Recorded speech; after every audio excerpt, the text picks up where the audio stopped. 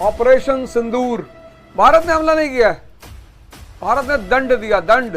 अगर पाकिस्तान भारत पर हमला करेगा तो फिर युद्ध शुरू होगा। अब ये बहुत बड़ा मौका पाकिस्तान के पास है कि वो भारत का हाथ पकड़ ले आतंकवाद के खिलाफ युद्ध में। अब शांति की बात तो जाया है, मौत अंत है नहीं तो मौत से फिर क्या डरे, ये जाकर आसमानों में दहाड़ दो।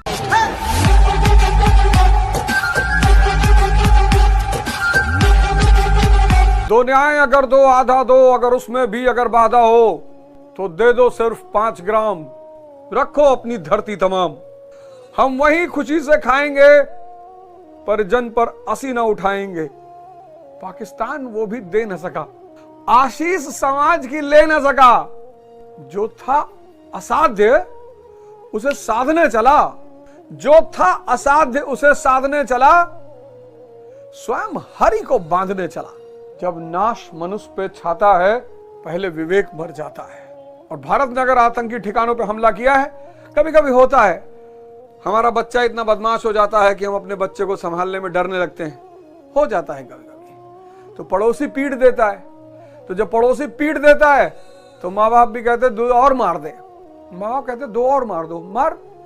अगर पाकिस्तान भारत पर हमला करेगा तो फिर युद्ध शुरू होगा। जब नाश मनुष्य पे छाता है पहले विवेक मर जाता है। युद्ध शुरू होगा, और जब युद्ध शुरू होगा तो फिर 1 अरब 50 करोड़ लोग तुरंत सैनिकों में बदल जाएंगे। पहली बार ऐसा होगा कि 1 अरब 50 करोड़ का देश, पूरा देश सेना के रूप में बदल जाएगा। सब तैयारी कर लो। ऑपरेशन सरहद बाय अवध ओझा, जिसके अंतर्गत देश के जो हमारे सैनिक भाई बहन हैं उनके सबके परिवारों से जुड़ना है। गांव में, शहर में, हर तरह की मदद। अगर किसी की मां बीमार है और हॉस्पिटल जा रही है, अब शांति की बात तो जाया है, अब तो टाइम वेस्ट है, अब शांति की बात नहीं की जा सकती।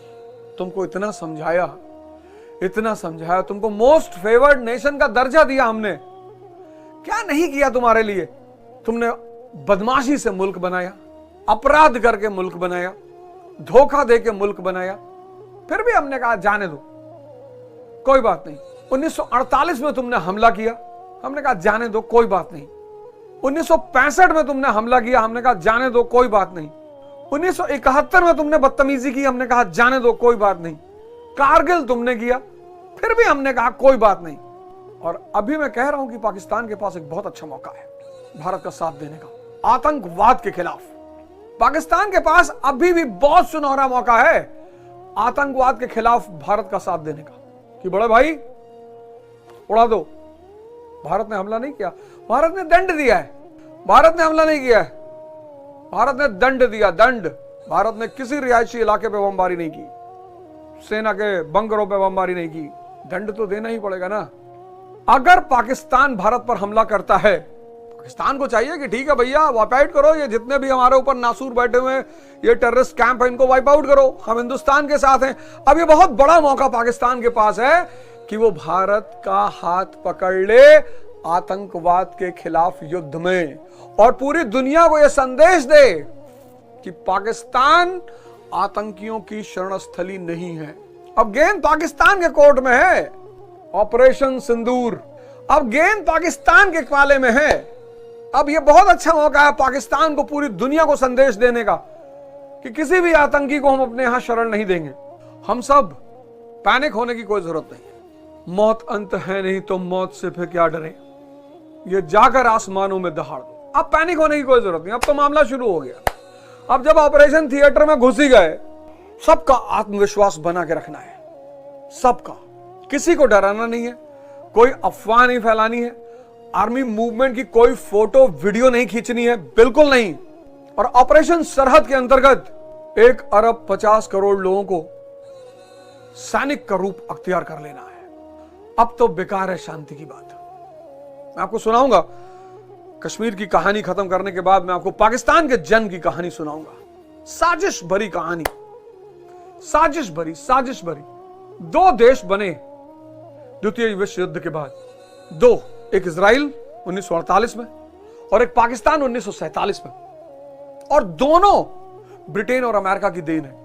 दोनों ब्रिटेन और अमेरिका की देन है, और दोनों की शुरुआत, प्रभु की कुछ इच्छा ऐसी है कि दोनों की शुरुआत 1850 के बाद पैरेलली, दोनों की विकास धारा पैरेलली, मतलब आप एक तरफ देखोगे यहूदियों की घटना घट रही है, इजराइल की घटना घट रही है, दूसरी तरफ पाकिस्तान, मतलब पैरेलल चल रहा है, एकदम पैरेलल। आप आश्चर्यचकित हो जाओगे, अरे यार क्या दिमाग था इनके पास।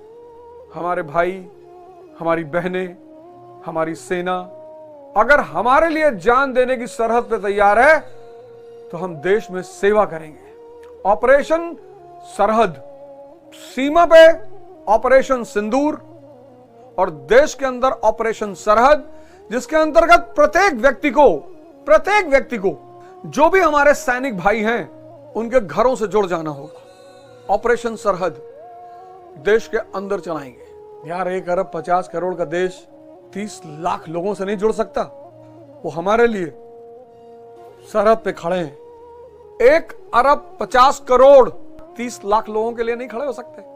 ऑपरेशन सरहद हम देश के अंदर चलाएंगे। हर सेना के सैनिक के परिवार से जुड़ जाएंगे, उनकी हर तरह से मदद, हर तरह से मनोवैज्ञानिक, जिस तरह की मदद उन्हें चाहिए होगी उस तरह से हम उनकी मदद करेंगे। और ये हमारी तरफ से, आप सोच के देखो हमारे भाइयों की और बहनों की कितनी मानसिक ताकत बढ़ जाएगी।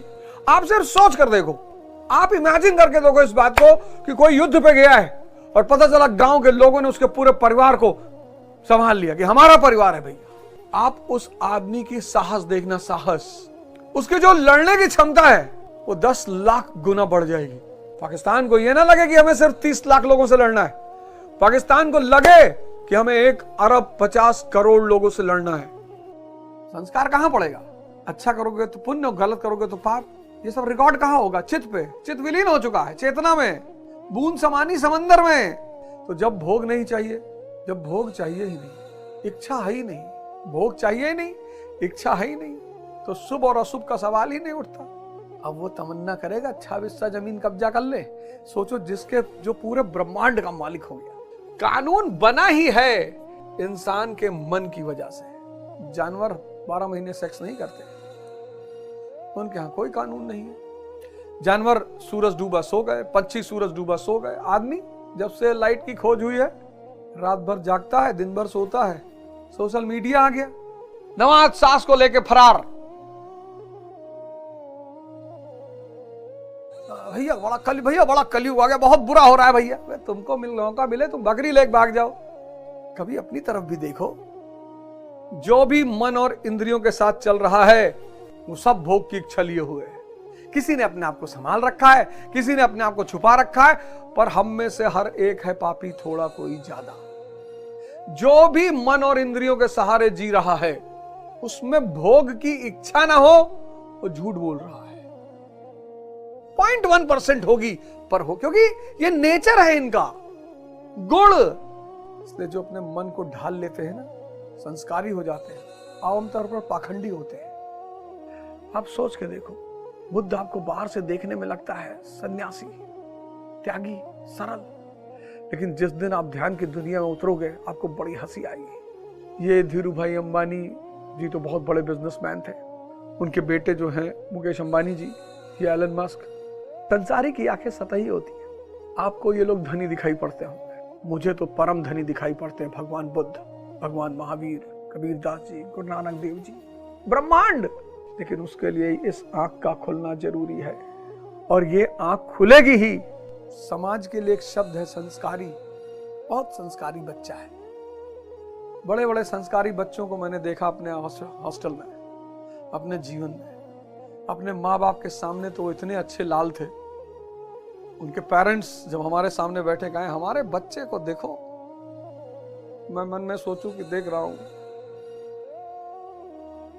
हूं तुम्हारे बच्चे को। उन संस्कारी लड़कों ने, लड़कियों ने जो जो कमाल ढाए दुनिया में,